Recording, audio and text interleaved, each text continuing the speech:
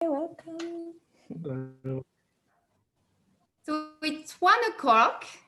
So maybe good morning for some of you, good afternoon for all of us. Let me just start very quickly this meeting.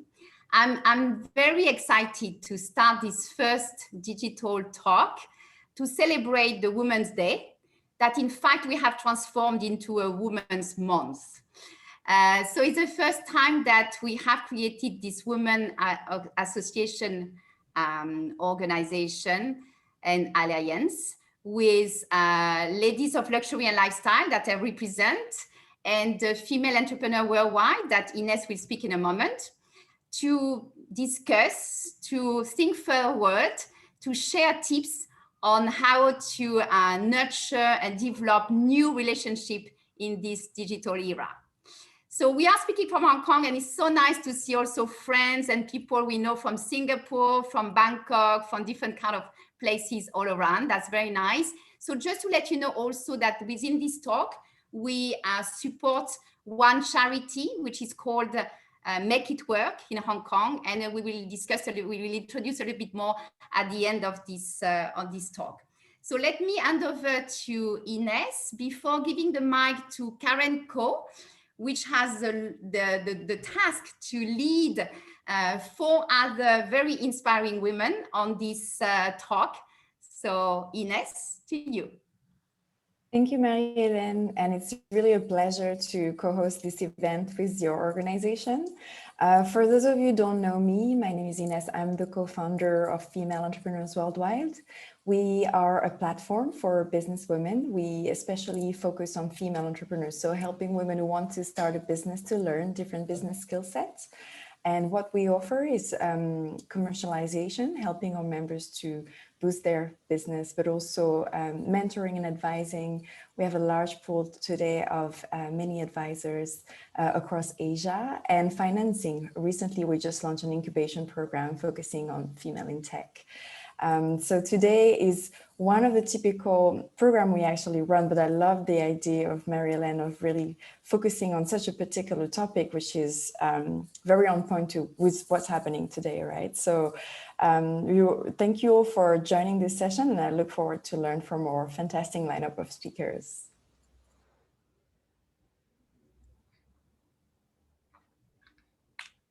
Probably Karen, to you. Okay, thank you so much, Marie-Hélène and Ines, and thank you everybody for taking some time out today to join us. I'm Karen Ko. I work in journalism, so my job is to ask questions. Luckily, I don't have to have the answers, but I really like asking questions. So that's what I'm going to do today. And this is really a meaty topic. I really think that we've all been spending time thinking about relationships and how they've changed and how they're going to change even more in the future.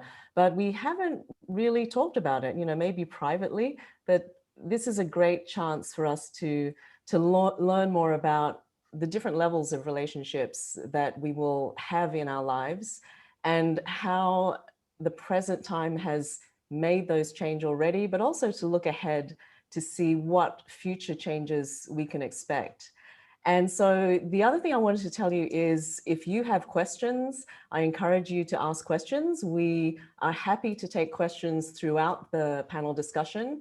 And if you want to ask a question, just type it into the chat in Zoom and we will try to get those questions in as well. So you don't have to wait until the end. If something strikes you or you have an idea or something you want to ask to one of the panelists, please feel free to ask your question. So I'm really thrilled to be joined by a very interesting group of women who each have a unique background and skills. So I'm going to start off by really getting them to introduce themselves so you can get to know them a bit better, find out a bit about their background, where they're coming from, before we launch into some of the meat of the topic. So first, let me introduce Ling-Yee Liu. Ling-Yee is an emotional release therapist. And if we don't know what that is, if you don't know what that is, you're about to find out. So Ling-Yee, can you tell us about yourself? Tell us really what do you do and what is it that you're passionate about around this topic? Oh, you have to unmute yourself, Ling-Yee. So thank you, Karen. So hi, everybody. I'm Ling-Yee, and I'm from Germany. So in case you notice my German accent, I have been working as an aromatherapist and emotional release therapist for more than 13 years. So my work includes helping and guiding people so that they can overcome their emotional and physical obstacles that stop them from moving forward. So they can lead a more happy and a more peaceful, maybe even like more purposeful, because many people are, they try to find their purpose. And I also help them to find their purpose. And along the way, it actually happens that many people find the purpose in life. And we all want to be more happy. We all want to live with more peace. And this is what I do. So my clients are usually professionals. I also work with employees in companies. I give workshops for employees to help them to release their stress and anxiety so they feel more successful in their private life and also at work, become more productive and creative. And I also hold a degree in psychology and master's degree in Buddhist studies and a master's degree in Buddhist counseling. And all this experience has helped me to really just to add value to my practice. And I use like different kind of healing modalities, and depending on the person, because everybody is so different. So of course, in a group session, I have to go with one modality. But usually when I see a person or a client on a one-on-one basis, I really need to find out this whole person as an individual, and also find out like what can I do for the person and guide the person like through all these different steps to reach what the person wants to reach, whether it's happiness, whether it's a better relationship, or whether some physical issues, because a lot of physical issues have their causes in emotional conditions, emotions which were not released in the past. And it actually builds up throughout the time, which can manifest in physical chronic conditions. So this is the work I do. Hope you have a better understanding of like the term emotional release. Great, thank you so much, Ling-Yee. Yeah. I think we all do. And I think we're going to be talking a lot about emotions today, which brings me to Mollie Jean De Dio, who is the founder of Emotional Inclusion. So Mollie, what does that mean? And what is it that you're trying to do? Well, firstly, thank you. And it's a pleasure to be with all of you today.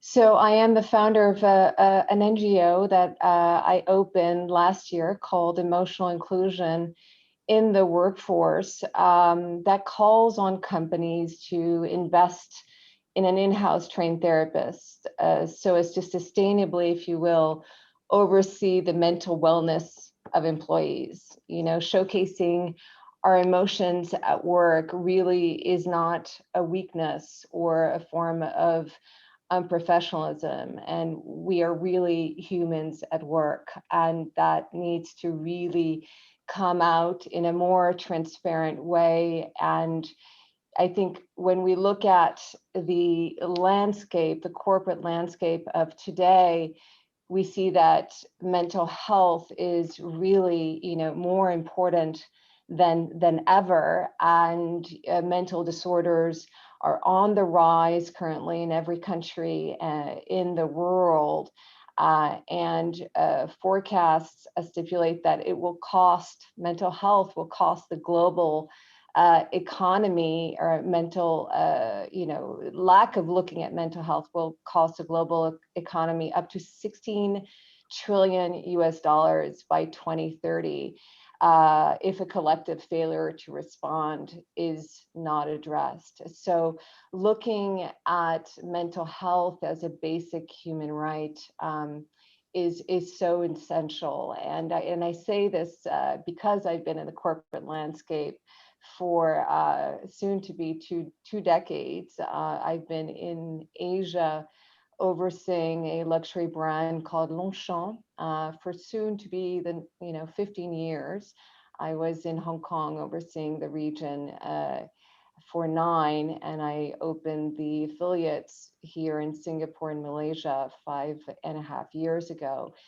And over my experience, or during the course of my experience, if you will, and after listening to hundreds of stories of colleagues and friends in the corporate world, I really truly realized that there was a void and in the corporate landscape that needed to be filled, and that having a platform in the organizations, in companies, to sustainably look at and oversee the emotional well-being of employees across the board is so important. So the NGO is a big part of my work, and then I opened or started a podcast called Emotional Inclusion, which is available on iTunes and Spotify. And it's here to open up the discussion in and around mental health, in and around having an in-house trained therapist in organizations, with global leaders with a voice who are either in alignment or in disalignment, but are nonetheless sharing their voice to destigmatize mental health, not only on a corporate landscape level, but also on a societal level, because it's time. Great, Mollie, thank you. And I think definitely talking about it is the first step. Whether or not people understand it or they agree with it, the first step is to really sort of start by talking about it. Thank you, Mollie. So let me go to Valentina next. I know Valentina very well, Valentina Tudose. She's a relationship coach. So Valentina, tell us more about you, what you do, why you're passionate about this topic. Thank you, Karen, and thank you everyone for having me here. I'm very excited to hear all these amazing things from everyone on the panel and the guests. My name is Valentina Tudose. I am a dating and relationship coach, hypnotherapist, sex coach, let's say, and an NLP practitioner. So we were talking earlier about the many different hats we are wearing. But the reason I have decided to switch from a corporate career, as Mollie was saying, where I have experienced a lot of emotions that were not being seen or acknowledged, moving into this personal journey of helping people have better relationships has been a very healing experience for myself. And many people ask me, what does a relationship coach actually do? And why would I need one? Well, I believe that the best way to describe myself is a bit like a personal trainer for your heart. Because if you think about your experience of how you've learned about relationships, we don't actually benefit from any formal education on how to express our emotions, how to talk to people, how to not judge ourselves for everything that we do. There's this kind of expectation that, we should be good at it. We should just know. But unfortunately, as all of you know, we are not that good at it. And relationships are one of the ways in which we are pushed to grow. But sometimes having someone by your side to help you, having an accountability partner or someone that can guide you or give you some better tools of managing emotions so that we don't end up all traumatized and scarred for life, as I see a lot of people. So I think it is important that we bring this kind of knowledge to people starting very early on. And I was thinking about the kind of people that I work with. So I've been doing this for 7 years, and each year I expand into a different space, let's say. So this year I've started working with clients as young as 12, all the way to clients as old as 70. And I focus very much on helping all of these people from very different spaces and backgrounds really find balance with themselves and in their relationships with others, because I've always been fascinated about love. Obviously, I'm a romantic love coach. That's the core foundation of the work that I do. But ultimately, the most important relationship that we have is that with ourselves. So most of my clients come to me saying, well, I want to find a husband, or I want to improve my relationship with my husband. And it usually boils down to, how do I really feel about myself so that I can show up in my relationships with others in a more positive and proactive way.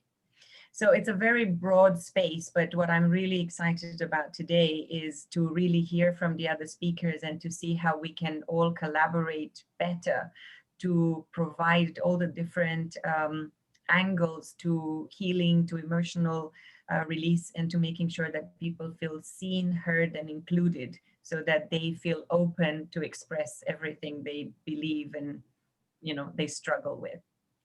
Great, Valentina. And maybe we'll get to know ourselves a little bit better as well in the course of this conversation. So Rachel, let me come to you. I was very excited to find we were going to have an expert in philosophy in this panel, because when do we get to talk to experts in philosophy and even find out, how does philosophy fit into our modern world? So can you tell us about yourself and also your interest in this topic of relationships? Hi, I'm Rachel Katharine Sterken, and like Karen said, I'm a philosopher and I'm also a professor at the University of Hong Kong. So people often just ask me, you know, what is a philosopher? What on earth do you do? And I guess the archetype philosopher that everyone has in mind is, you know, some old man with a pipe sitting in an armchair, just thinking really hard about the nature of things. But as a matter of fact, it's just really not like that. So even though, you know, there's, you know, philosophy is very white male dominated, there's, you know, tons of women and minorities around, and it is very collaborative. So there are relationships that are, you know, distinctively philosophical and intellectual out there.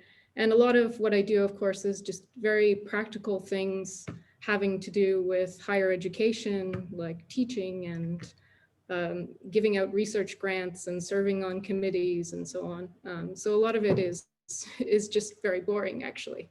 But a lot of it does involve, you know, thinking very hard about problems. And basically, I see my role as a philosopher as being like a steward of society's knowledge of philosophy.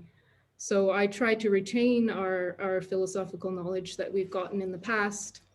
I try to create new knowledge through my research, and then I try to transfer that knowledge on to new generations through teaching and supervision. So a lot of what I think about is done in collaborative research environments. And so two of those that I'm involved in are Concept Lab Hong Kong, which is a research center that I'm one of the founders of. And that center is basically studying conceptual defects. What are conceptual defects and how can we improve concepts? So what are the processes by which we improve the concepts we possess? So one major one that's been going on now is how can we improve the concepts of gender that we have hanging around.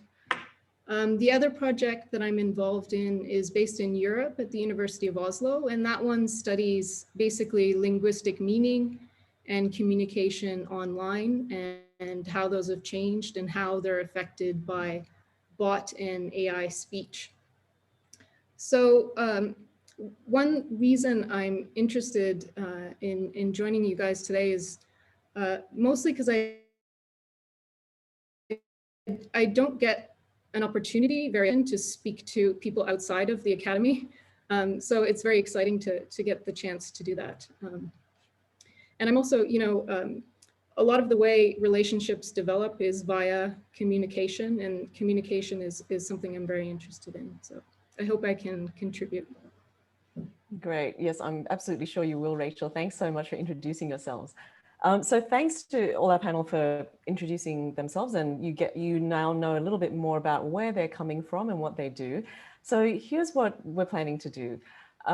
You've seen the title of our event today, so Rekindling Relationships in the Digital Era. There's a lot to unpack there.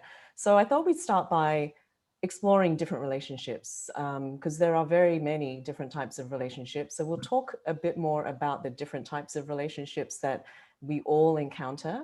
Then we can talk a bit more specifically about the digital era, you know, this world we're in right now. We're all on a Zoom call. We're not sitting around in a restaurant or in a club somewhere doing this. And what that means, how we are different in the digital world than maybe we are in person. Then we really want to look at the workplace, because that's ultimately what we do every day. You know, we get up and we go to work. So how does the workplace accommodate what we are seeing today? And then finally, really, I'm going to ask the panel to give you some concrete action points, something you can do when you sign off from this call later today or tonight or tomorrow, to help deepen those relationships, to help foster your understanding, so that hopefully after this you come away with something that you can actually practice or do or try. So that's what we're going to do. Let's sort of start by setting the scene. Okay, so it's been a year since this pandemic started. We're now living in what we call the new normal, which seems to mean online meetings, little or no travel, less physical contact with people we know, and pretty much no physical contact with people we don't know. So if we start by exploring different relationships and start with the intimate relationships, the people closest to you, your partners, your family, your friends. So I'd like to ask, you know, how have those relationships been affected? They may be both positively and negatively. So Rachel, would you like to go first and take a stab at that? Yeah, sure. So I think, at least in my own personal experience, my close relationships, even though they haven't been happening face to face because I can't travel to, you know, family in Canada or Scotland and Norway, those relationships have actually, you know, survived. They're just as close. We feel like we're going through this pandemic together, and we can get together on Zoom and FaceTime and so on. And we keep in regular contact. In my immediate family and my daughter, you know, thank goodness we're in a good situation. So our relationships, even we're together a lot, but they haven't been tested by, you know, bad circumstances. So that's really good. But things that I miss are, you know, and the relationships that I think are suffering in my own case are sort of, you know, the close acquaintances that you would meet on sort of in face-to-face on an ad hoc basis. But those connections, when you did meet them, were quite, you know, strong. Those relationships, I think, are struggling a lot. At least for me personally. And is it a case of where you or the other person would just have to make more effort to keep those kinds of relationships healthy and alive? Yeah, I think it's mostly like, you know, there's usually venues where you would just sort of automatically see those sort of close acquaintances. And now, you know, those automatic environments where you would see them just aren't there anymore. So you'd have to be much more purposeful to actually be able to engage with them, like create an appointment via Zoom. And though that sort of thing, at least, is just not happening for me. Valentina, let me come to you, since you deal with a lot of other people's intimate relationships. What have you seen, both on the positive and the negative side? I'm going to start with the positive because I think the whole pandemic has really been an opportunity for us to rethink relationships on so many levels.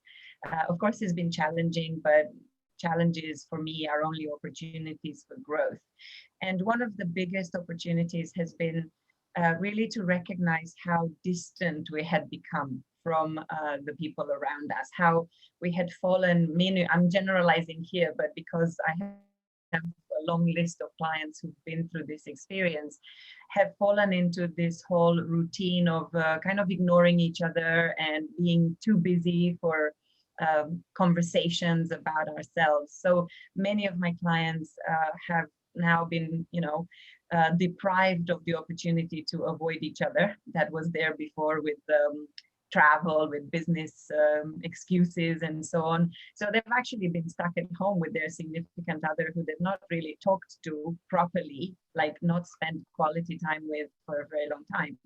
And yes, for some, it has caused a lot of disruption because being faced with the necessity to actually show yourself to your partner and to be curious about what is going on for them and to be supportive and to really provide that level of connection or intimacy that a romantic relationship sort of requires has been challenging for many. But the opportunity that came out of this challenge is that people have really remembered how important it is for us to be connected, to, reminding ourselves that we are really interdependent creatures. And that has been very, very obvious to me. People really wanting, especially coming to see a coach or a therapist is something that many people would have never considered before, but they realize that, okay, I know there is a gap, there is something missing in my relationship, and honestly, I have no idea how to get back the spark. And by the spark, I don't mean the sexual attraction, I mean the connection and intimacy that we need. Which to some extent our very busy lifestyle, our first world problems of traveling so much, being too busy on our phones and technology had prevented us from maintaining. And in that respect, I think many, many people have rediscovered each other, have spent more time with each other, have if they didn't have any common interests, they've actually created a few because everybody needed an outlet for their energy. And they have made the decision of putting more of this energy into creating this deeper connection and intimacy. And I think that's beautiful. Great. So Ling-Yee, let me come to you. When you look at the quality of relationships, when we're in person these days, generally speaking, we have to be in smaller groups, smaller, more intimate groups. Does that necessarily mean deeper and more meaningful connections because, we're focused on fewer people at a time, or is that not necessarily the case? Before I answer your question, I just want to mention that I have a slight technical problem here, so I might be gone, but okay. I try to. For now, you're with us. It's not my thing with the technical thing here, so. The relationship starts always with yourself, right? So I think if we actually have a positive outlook, if we see this whole situation, which is given and we can't change, in a more kind of a positive way, there's always, like a light at the end of the tunnel, and there's always a way we can think, okay, how can I make the best out of it? Because we always, like humans, always try to change things, and we are scared of change. And whatever is new, whatever is unknown, we feel like powerless. We feel like we don't have control. We feel is like even hopeless, right? So, but by this kind of mindset, it's very difficult to have positive energy inside us. And also this, once we have negative energy, which is like always thinking about like the negative things, and like how it's going to affect the relationship I have with this person. I can't communicate with that person, and everything is so limited. So this mindset of limitation brings us to a space in which we don't allow good things to happen. And by no matter whether we communicate only with a few people or with a wide range of people, it depends on how we see it and how we feel about it. And for me, I mean, I can only talk about me and share my kind of experience and feelings with others, is I appreciate every moment. I really, I'm grateful for every moment of every kind of communication. And by having that mindset, that treasuring this every moment, this every sentence I exchange with the person I care about, I think that makes it like very different, because you show that you're authentic, you show your sincerity, you show your care, and you actually show that you're available.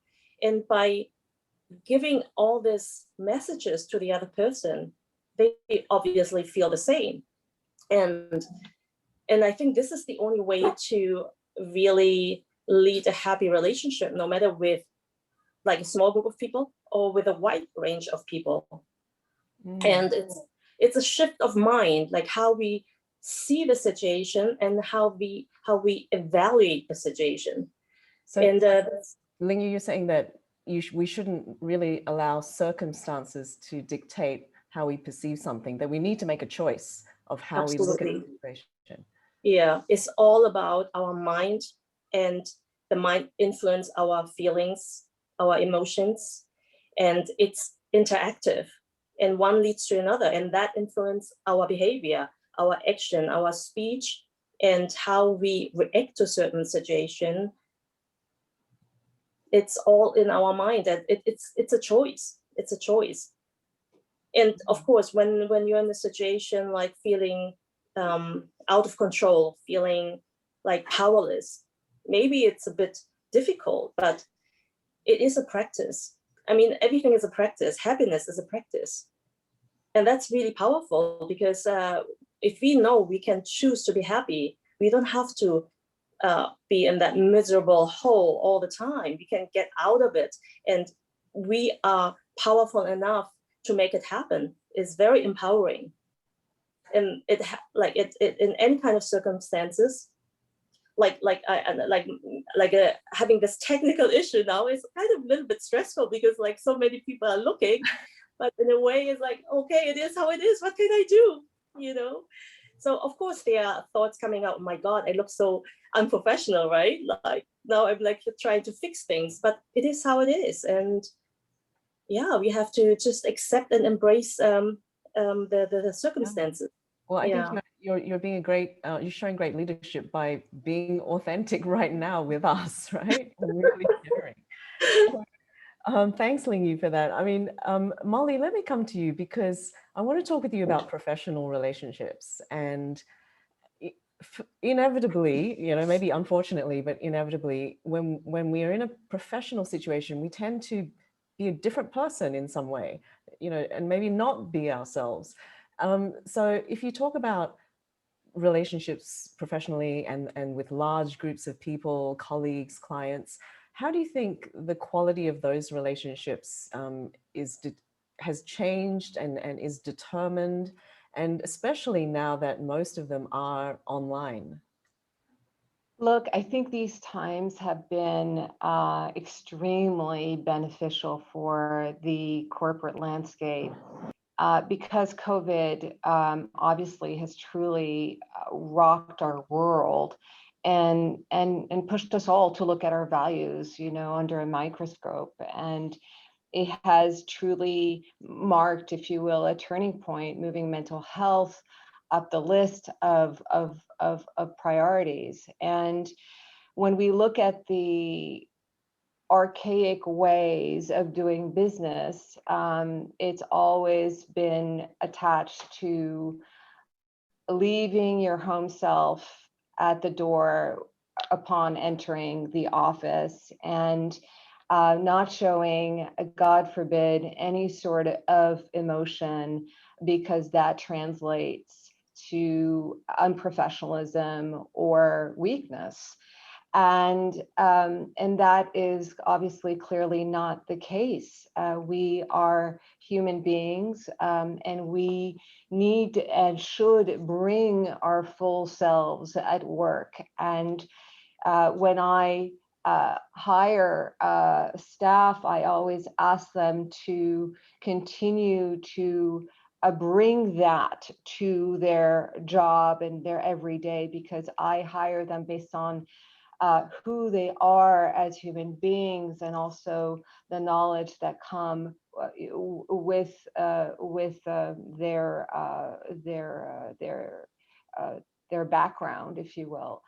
But what I found truly inspiring is that because mental health is now at the center stage of what we are living today, it's been dubbed the second pandemic after COVID, and I truly believe it is.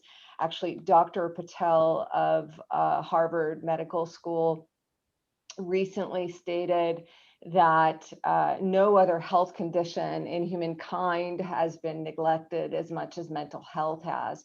So mental health is really now at the epicenter, if you will, of our everyday of our everyday life. And within the work realm, it's called for a lot of companies to relook at how they are leading their employees. And if we truly care for the humanity that we employ, we need to again make sure that we look at our staff, at our employees as human beings. And I have found that to be true for us at Longchamps, and definitely in terms of how I've been choosing to lead my teams, that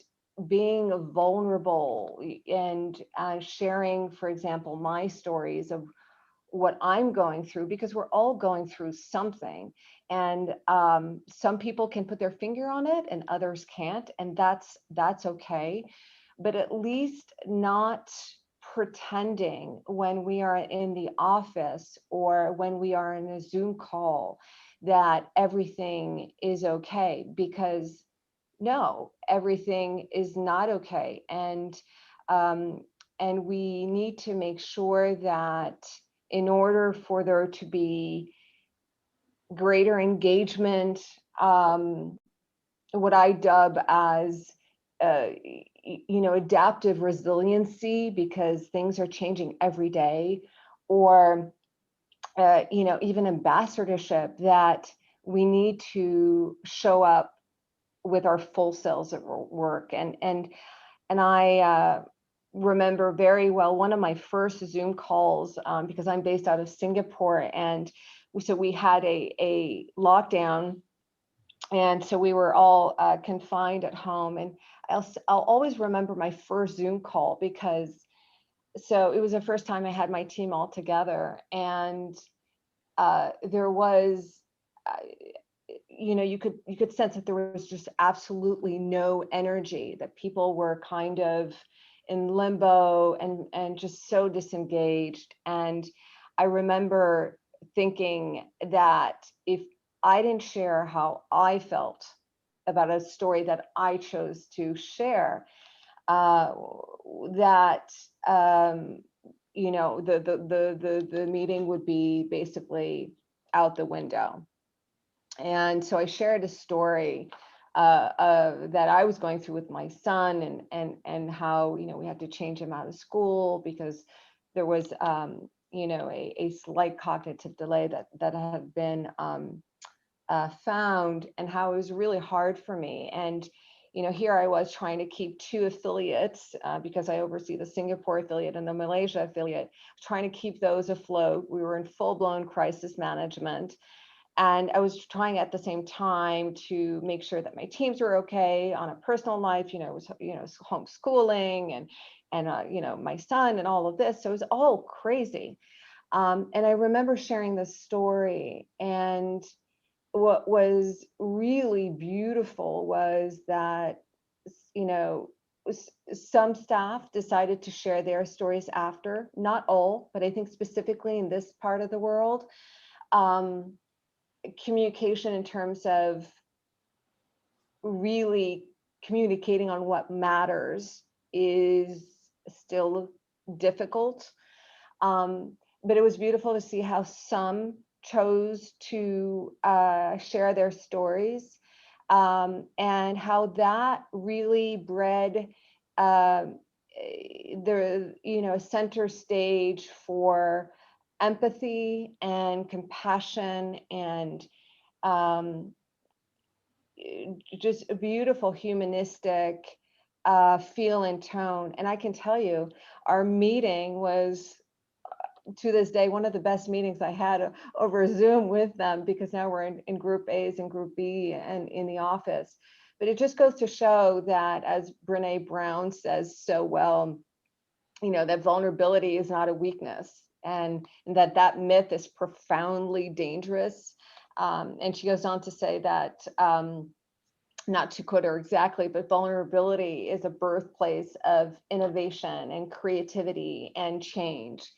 And I couldn't agree with her more, not only in our everyday lives, but also in the office. I mean, I think the other thing it shows is that someone has to be brave enough to take the first step, particularly in the professional situation, because nobody wants to be the one who says, I'm in pain or I'm not coping well. Again, because as you say, that kind of vulnerability is seen as a sign of weakness. So someone has to do it. It's just that usually nobody wants to do it. Yeah, and just to jump on that, I think it truly is the responsibility of the leader to do it. Because if the leader doesn't breed that type of culture within the company, no one else will follow. Human resources won't follow. And so it's really important. But I also like to remind people that leader, when you look at the old English word, leaden, it means to go front as a guide. And so it's not a question. So in the workforce, a leader is a leader, but anyone can be a leader. Anyone can boldly and bravely step ahead in a guiding, vulnerable way, and showcase the fact that we are human beings. We all have the same needs. And if we truly want to breed cultures where we have sustainable growth, sustainable change, sustainable innovation, sustainable bottom lines, that we cannot dissociate ourselves. We're not robots. Yeah. Okay, I'm going to move on to our next layer of relationships, because I'm also mindful of time. And we do have a question from the audience, which I'm going to fit in our next section. So interesting, in this discussion, we flagged, we want to talk about our relationship with people we don't know, people we've yet to meet, or maybe we'll never meet. And of itself, I think that's a really interesting concept. How do we keep an open mind about people we don't even know? We all have assumptions or things we just presume about others. So maybe Rachel, as the philosopher, would you like to tell us what do you understand even by this? What do we mean when we talk about relationships with those we don't know? Well, I think, I mean, you can just think of like strangers on the street. I mean, there is a sense in which we're all related because we're all part of society, and so there's social relations between us. but whether or not those relations amount to something like that we would label friendship or colleague or something like that is a different story. One thing I think is, we're usually afraid of the other, especially during pandemic times. But I think one thing is that we're also seeing during pandemic times, I mean, I am sort of equally afraid, I'm ashamed to admit, even some of my close contacts right now, because there's, an outbreak in my neighborhood.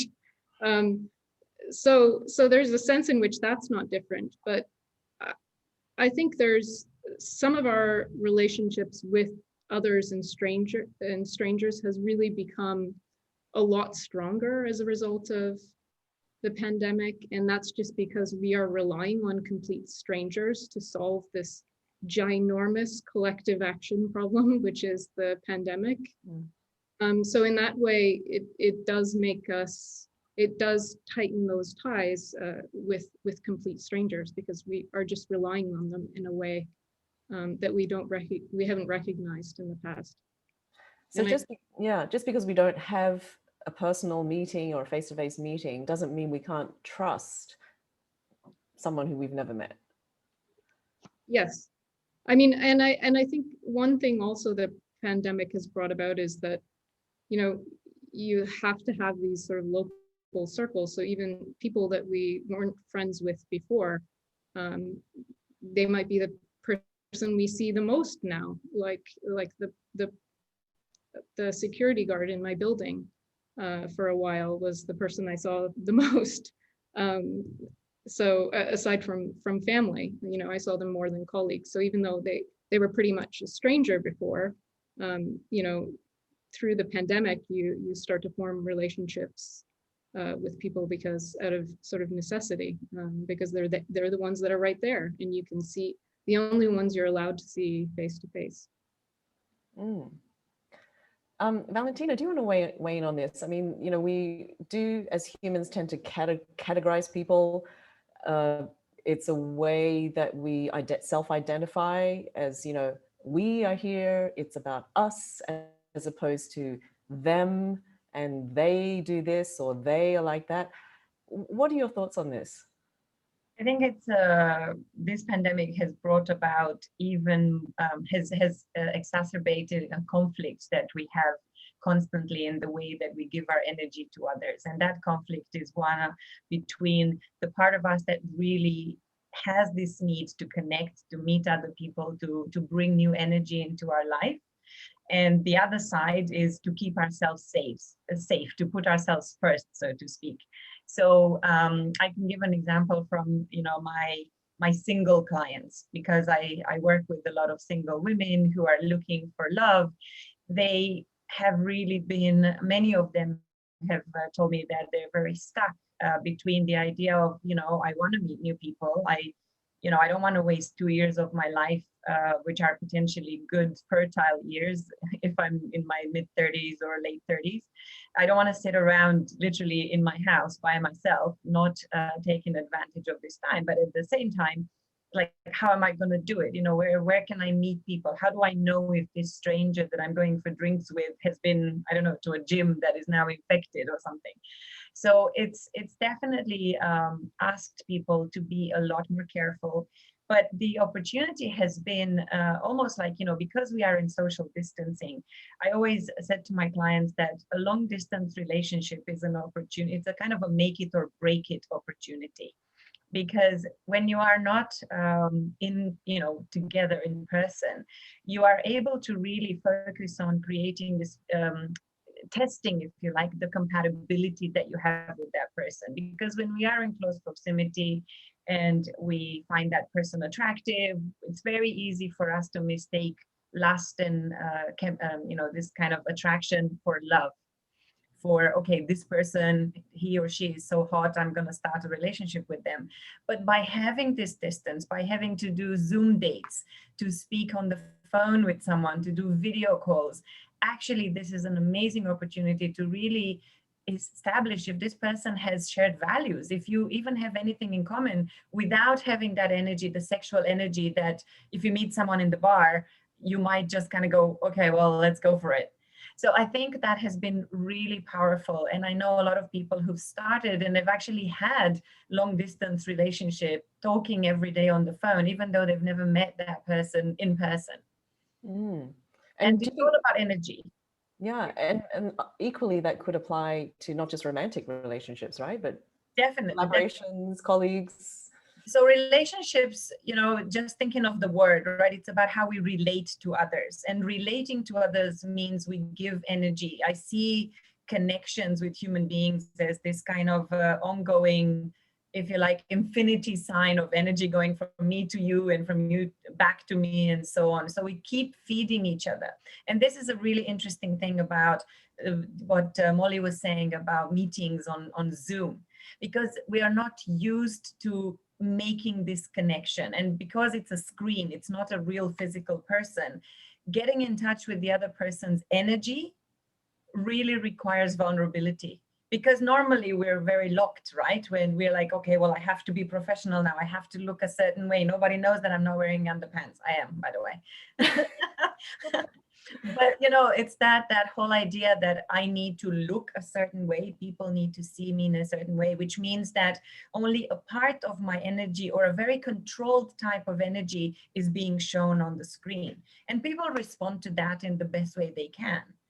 So, you know, as a coach, one of the most important things I had to learn was how to create rapport with my client when I don't see them, when they're all over the world.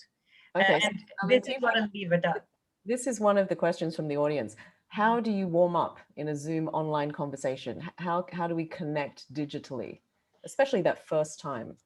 Exactly what Mollie just said. You know, a leader is a person who goes first, who opens up first. And actually, I find that in any human connection, you know, I always say to my clients, to be interesting, you have to be interested. So curiosity, asking people questions that are not about, are you all ready to, you know, do you have the agenda? Do you know what you're going to talk about? Have you prepared your presentation? But more about, hey, what's been going on in your life? How is your kid, Mollie? How are you doing with, you know, your studies or something? So actually asking these kind of personal questions is what brings people's barriers down, especially in a professional environment. If I may add to what you're saying, Valentina, just quickly, I think people are so afraid, you know, of truly showing up as who they are, afraid of, you know, afraid of judgment really is, you know, the more I think about it, the more it always comes down to, you know, judgment of them appearing as not enough on some level. And I think if we can all learn to put that where it deserves to be, and that is in the garbage, that we can come together as human beings and show up as the best versions of ourselves in order to uplift each other. And I think that if we can, you know, again, put to the trash that fake stoicism, if that's a word, that the world would be a better place for it. If I may continue that thought, because I think it's very fascinating what you're saying. You know, I think it's natural that we fear rejection by the tribe, which is why we're also afraid of judgment, right? Because if, you know, our primitive brain still thinks that if these people are not going to like me, I'm going to be dying here all by myself. And what I think is the opportunity for us is really to bring these inner fear into consciousness and to have much more conscious relationships. I think we've taken relationships for granted for so long, assuming that, you know, if I put on this mask, if I pretend to be this person, everyone will like me. And therefore I'm safe. Therefore, I'm not going to get rejected and I'm not going to die by the side of the road.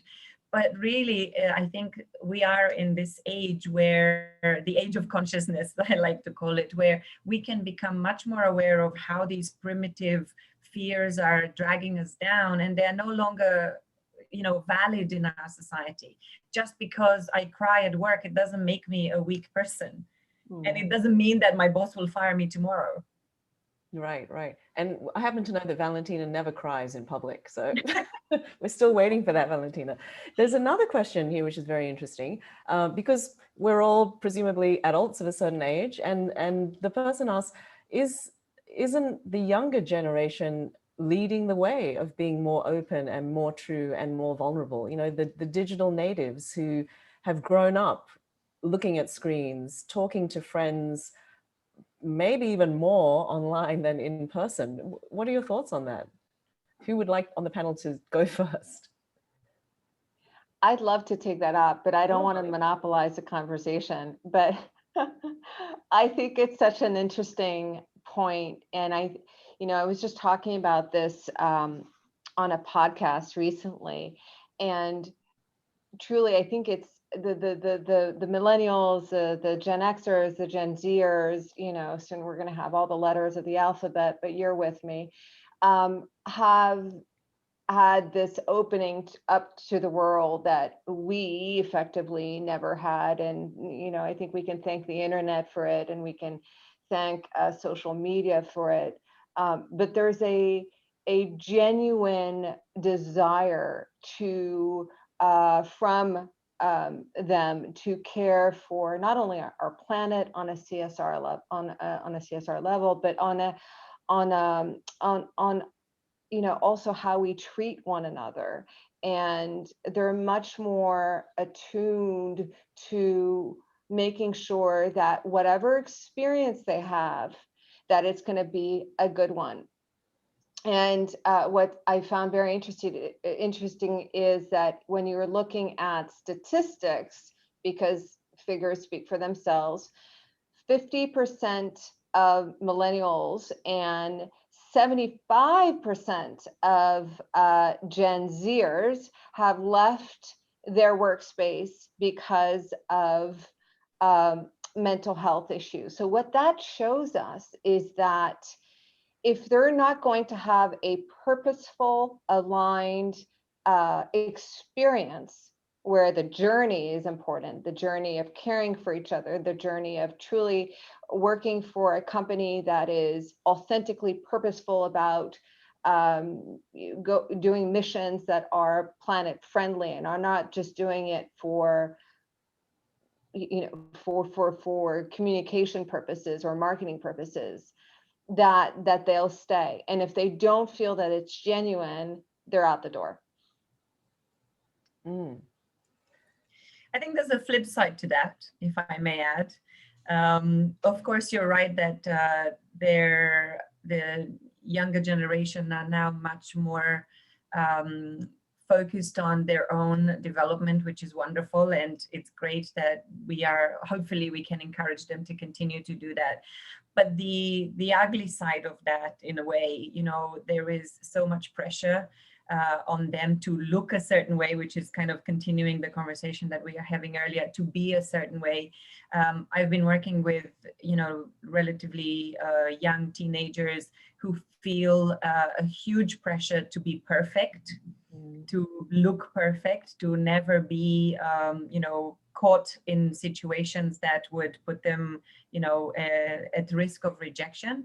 And when you were talking about the mental health epidemic, I was really thinking how many people I see and hear talk about the fact that they suffer of anxiety. Anxiety is really the epidemic here. And of course, COVID doesn't help with that.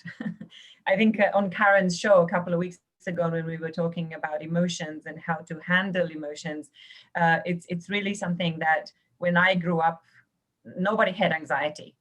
We didn't know the word, but now because we have this word, it's used for everything. So I think part of the social discourse that we as, let's say, leaders in the community need to start shifting is much more to say, well, it's normal that we are uncomfortable with change, we're uncomfortable with not being able to control the future, but also to understand that ultimately we can only control our own experience. And just as Ling-Yee was saying earlier, we can choose to be happy. We can choose to not be anxious.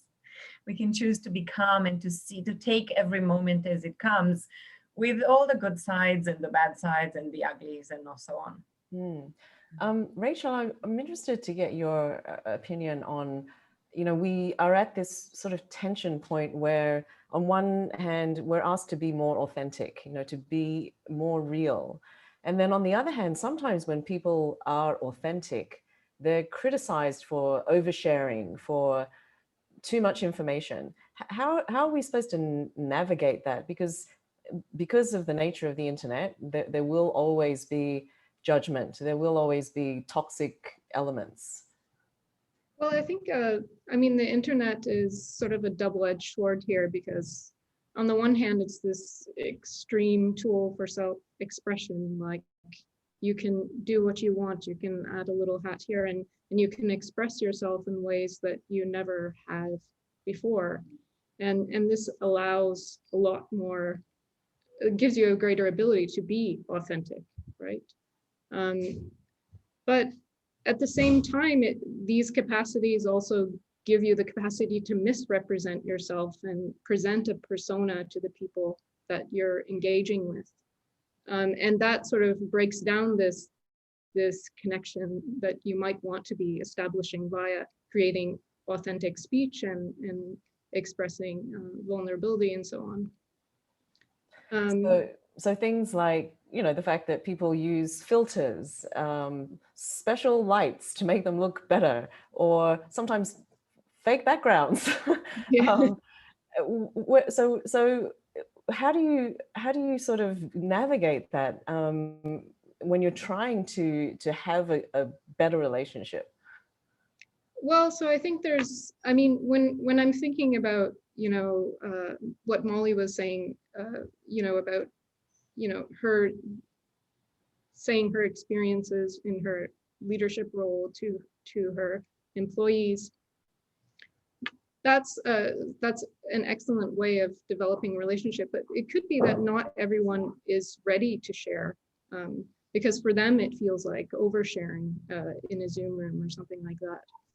But then I think it's important to remember that we used to have all these, practices in place in the office that allowed us to develop relationships, in a sort of slower manner, so that we could get to a place where we could share vulnerabilities. Like the stereotypical one is probably like just conversation by the water cooler or something like that.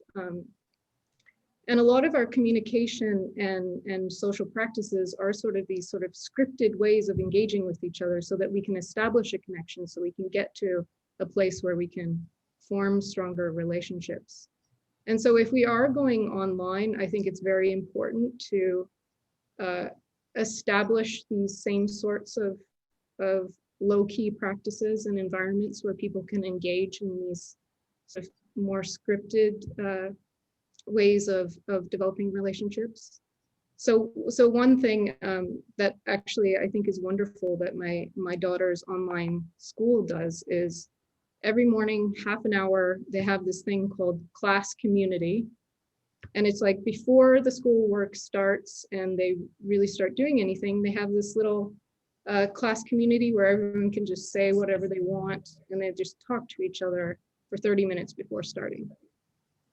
And that's sort of like an environment and a practice you can start in order to make sure, even though we're online, we're still forming relationships that are meaningful. Ling-Yee, do you have any thoughts on this? Oh, unmute yourself. Yeah, because I have a dog and a daughter here, so I always need to mute. I don't want to disturb anybody. In our digital era, everybody probably needs to be more proactive. And everything what's happening now between people, like on Zoom, online, is more deliberate. So things are more straightforward. Whereas when we meet in person, we experience a lot of other kind of distractions. We see the different gestures. We see how like the mimics in a different way, because I think on the screen, people probably have more control over their own kind of body language.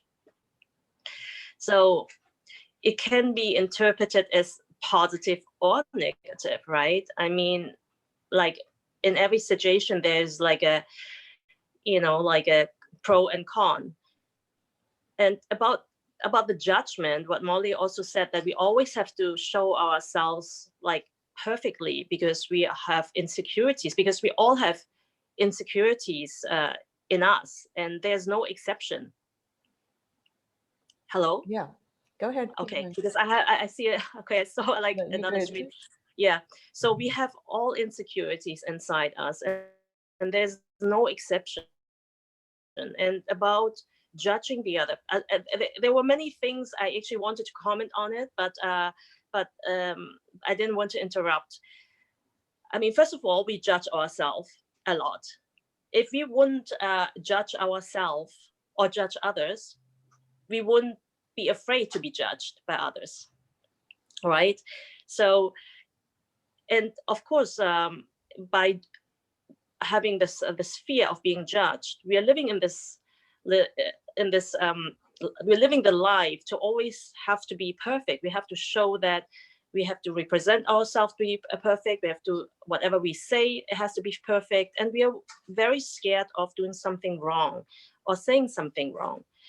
And having this fear, it makes it, of course, very difficult to communicate with other people. And the fear we really need to look into our fears, and maybe by understanding this fear and maybe even tracing back, where is this fear coming from? When was this fear born? What happened? It will make it easier for us to overcome this fear, or even working on this fear. Because if we don't work on this fear, it will never get better. It will always come up again and again and again. I mean, we all like say, oh, you know, we have to like try to not to judge. We have to try this and that, but it's very easy to say, but nobody really knows how to do it. And we try to tell our mind, okay, this is the situation and I have to calm myself. I have to be in peace. I try not to be judgmental, and whatever people say, I should not take it personally, right? I mean, this is like, I think everybody experienced that. So it's a normal kind of circumstances we encounter in life. But how to really feel comfortable, like being there, being our authentic self, and like knowing this is who I am, and feeling comfortable with that, and not like thinking already before I even start a communication with somebody, oh, I hope the person is not judging me for this or for that. It's work. It is unfortunately, it needs work to overcome that.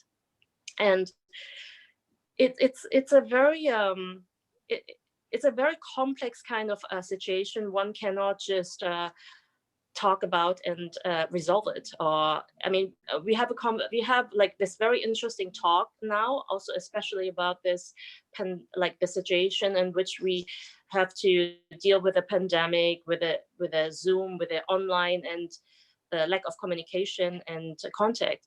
But it requires a lot of work for us really to feel comfortable doing what we're doing now.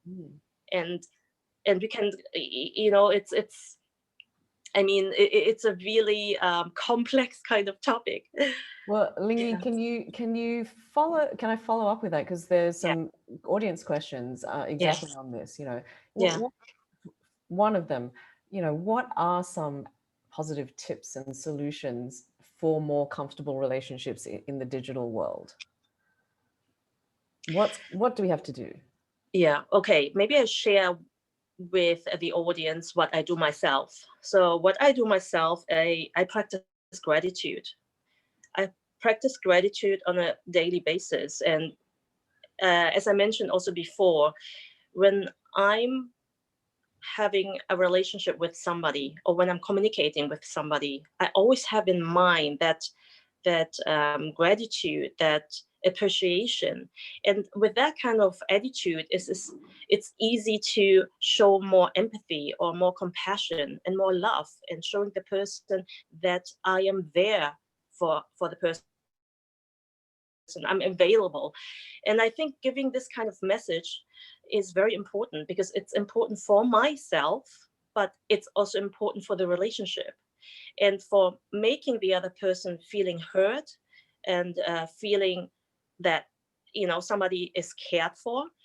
I think it is a very, very big chunk of how can I say, importance to really for that relationship to bloom, and to that, you know, that the person feels safe.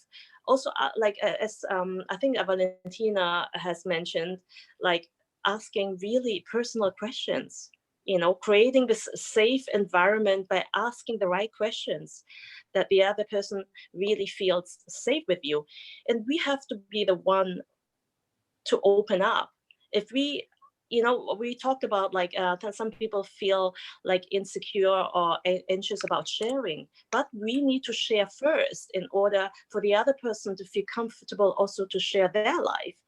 And if we are able to do that, to be proactive and to just have the best intention in mind, then, you know, then it's becoming much easier.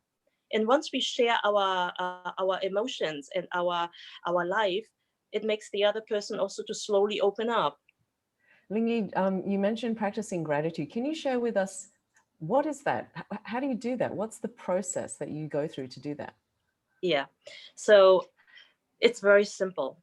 So it's practicing gratitude is just simply thinking and like thanking. I mean, usually I thank the universe. I thank the universe for being healthy, for having a roof over my my head, for having food on my table, for having a beautiful daughter, for having friends.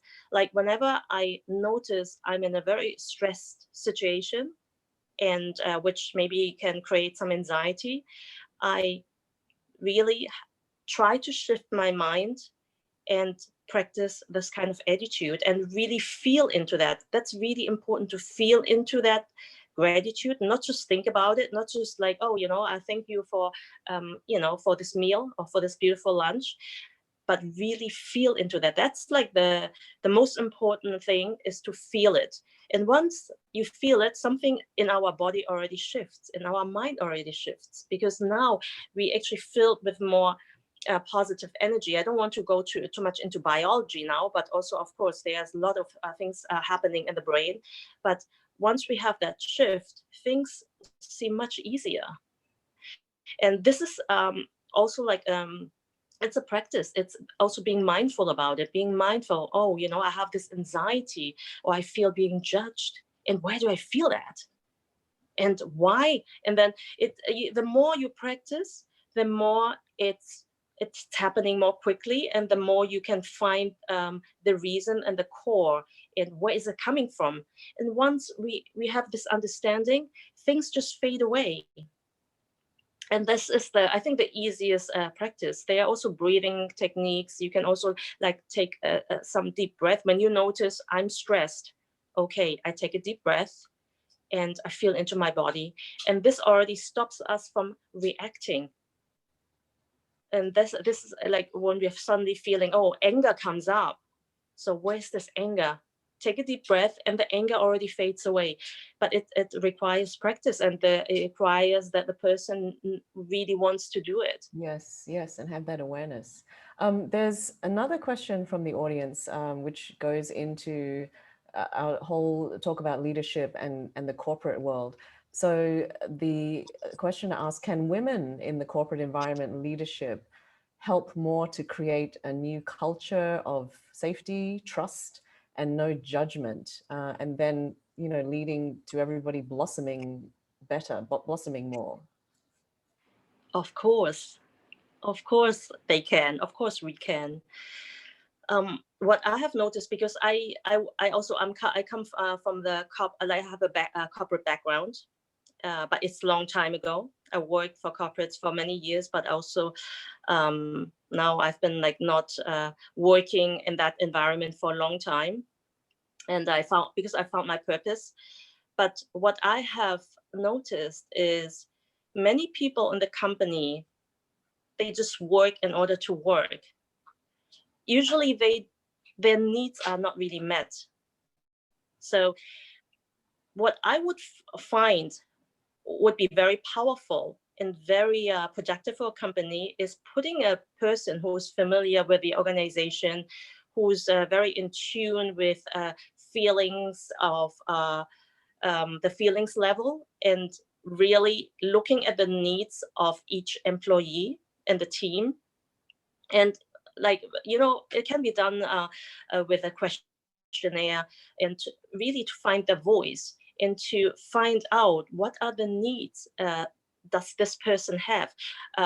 Is the person not very happy with what he or she is doing? And everybody has skills. And I have found that often the people are put in the wrong position. They have skills they can't use in the company, and they are put in the wrong position in which they don't really find the purpose in their working environment, because they are not using what they have, but what they're good at. And to have somebody really to observe non-verbally and verbally, to find out the different skills of the people, and to maybe to make a little shift, you know, to maybe change a little bit of their task, so they really feel kind of meaningful in what they do. And also like to find out. Sorry, I so agree with you, Ling-Yee, and I just I didn't want to cut your line of thought there. I'm sorry if I did, so I'll let you finish before I jump in. I'm sorry. Go ahead.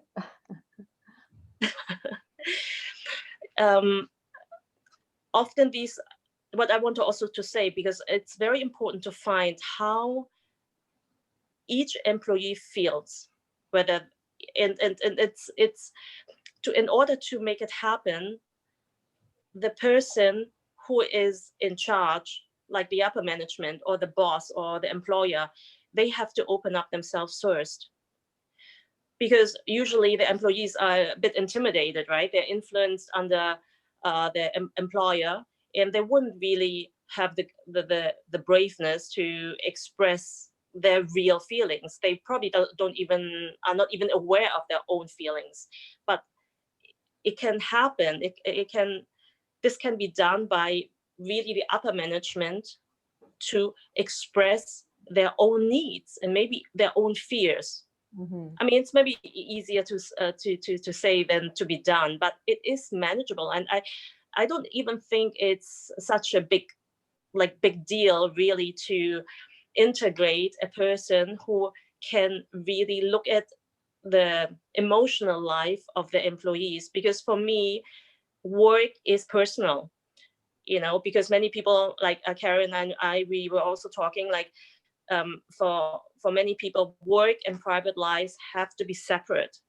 But we are not robots, right? It is work is personal. We always take some personal stuff into our work, and we always take some work stuff into our private life. Yeah, it is really difficult to draw a clear line between both. Yeah. So, yeah. Yeah, it is. I'm sorry to cut you off, Ling-Yee. We just have just over 10 minutes before we have to end. So I'd love to go to the other panelists to really offer their practical, concrete tips and things that people can do to, you know, further this aim and to prepare for what's coming. So Mollie, would you like to go? Maybe we'll go Mollie, Valentina, and Rachel. Yeah, absolutely. Just to quickly, in a very quick nutshell, to get back to how women can be specifically help breed more empathetic workplaces, not only digitally, but within the corporate realms. It's you know, as simply put, by being more empathetic, more compassionate, right? Specifically as women trying to uplift other women. And so being more empathetic, more compassionate, truly listening. You know, when we ask the question, how are you? Come on, you know, some people have their cameras on off, but if we were to do a raise of hand here, how many of us really listen to the answer? And the fact is, we don't really listen to the answer because we always get the same ones, right? I'm stressed, I'm tired, oh, I'm in a rush, I'm this, I'm that. And it's always so superficial. And when we do get these superficial answers, for us to take a pause and listen and just wait a little bit longer and see if you get more of an answer. And if you don't, how about sharing your story? And you know, Rachel, you were mentioning, it's true that, you know, some people are ready to share and not others, and you're so right. And you know, I think it's up to the person to share what they want to share. And also, not everyone deserves to hear your story, you know. So truly listening, and when you ask that question, how are you, and you're getting a superficial answer, mark a pause and or share the story that you feel ready to share. I would also say, think prevention rather than cure, right? Instead of waiting for an employee to erupt as a volcano because they've been keeping inside for so long something that they've had an issue with, make sure that, again, you allow for that employee and for all employees to understand that communication is key. And I always say that I work off of 3 pillars in my leadership. I work off communication, honesty, and respect. And if one of those 3 is breached, I'm done. And you know what? It works. It really works. And also remember that mental health is not an illness. It's not a flaw. It's truly a basic human right. We're humans at work, and we really, you know, need to make sure that we don't lose sight of that. Great, Mollie, thank you. Valentina, what sort of tips and concrete steps would you offer? So a couple of things. One, just to add to what Mollie said about mental health, I think we're all mental because we have a mind. So we need to take care of it just as much as we take care of our bodies. So there is, you know, there is a certain stigma related to the words mental health, but I think we need to work towards making that just normal. In foster a more open environment at work. I think the shift that needs to happen is really, the business world has been very much led with masculine energy. That masculine energy is about directive, it's about being focused on achievement, it's about, from a leadership perspective, it's about telling people how it's done or what they're supposed to do. So it's a kind of a one-way energy flow, like the top pushes things down to the bottom. But I think to create a relationship, we need to foster that sense of feedback. And the feminine energy, if we think about what that means, it's much more receiving, opening, flowing, caring, nurturing. So I think I remember when I was in corporate, I was a little bit like the mother hen. You know, nobody could criticize my team or could say something to my team without me jumping in their defense, because and they felt that connection, they felt the relationship that we had. And I think that is something that women can really, really bring to the workforce. The last thing that I want to say in terms of how do we handle, and some of the tips that we can give the audience, I think really what we don't do enough of in relationships of any kind, whether they are personal or work, it's have enough boundaries. We very often lose ourselves in this process of trying to give too much. And one of the easiest way to think about it is really for example, the number of WhatsApp groups that you're on, and the amount of distraction that comes from, or the amount of energy that you really have to give to every single message that comes in. And I think, you know, for me this morning, I was thinking about this. This is like listening to 1,000 conversations at the same time, because everyone kind of has something to say. And I'm like, wow, this is overwhelming. And of course we are anxious because we feel like we're missing out on something and whatever. So actually having boundaries on how much energy we give to these, you know, peripheral relationships that we have versus the ones that really matter, and finding a balance, and actually not being afraid to say to people, listen, I'm not going to look at your email. I'm not going to, you know, come and have dinner with you because I need to put my energy into something else, is really powerful. And it will actually create more freedom for ourselves and more energy to connect with those things that really matter. Thank you, Valentina. Rachel, we have about a couple of minutes before we're going to start closing. What would you like to share? Yeah, I think people need to just have a think and reflection and think about outside the box about, you know, how they want to relate to this new digital world, how they want to express themselves, what kind of new relationships they want to form, and again, basically how they're curating that. So I think all those are important things to reflect on. I think also with respect to the last question about women specifically playing a leading role, I think there is some caution that you should take with that, because in academia, my own environment, it's long recognized that women are taking on most of the labor of therapy in supervision sessions. Like, students will come to me with all their problems, but they will not go to my male colleagues. And that just sort of actually is an argument for why you need an independent therapist within these sorts of institutions and workplaces. So don't be a sounding board unless you're really into it, you're really listening, and others are doing it as well. Rachel, I love what you're saying. Just to bounce back on that, on what you're saying, because it's such a reality right now, is that, especially in the backdrop of COVID, is that leaders, you know, managers, whatever, are being asked to be coaches in the backdrop of COVID because of everything, you know, because of our world being turned upside down. And the fact of the matter is that some are better at it than others, but ultimately that's not what we are, quote unquote, paid to do. And that's why I'm so passionate. And I opened the NGO, Emotional Inclusion in the Workforce, which for our listeners, I'll just slip it in there, is available at emotionalinclusion.com. I thought I'd slip it in, but if you want to know more, but I think that having an in-house therapist, exactly to your point, Rachel, is going to be, you know, there to help alleviate the leaders to carry on doing what effectively they're being paid to do. And trained therapists who can diagnose and who are vowed to medical secrecy.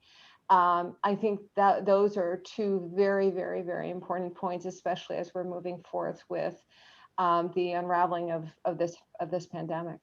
Yeah, well, I wish we could have more time. I feel like we've just scratched the surface and we've heard so many interesting ideas.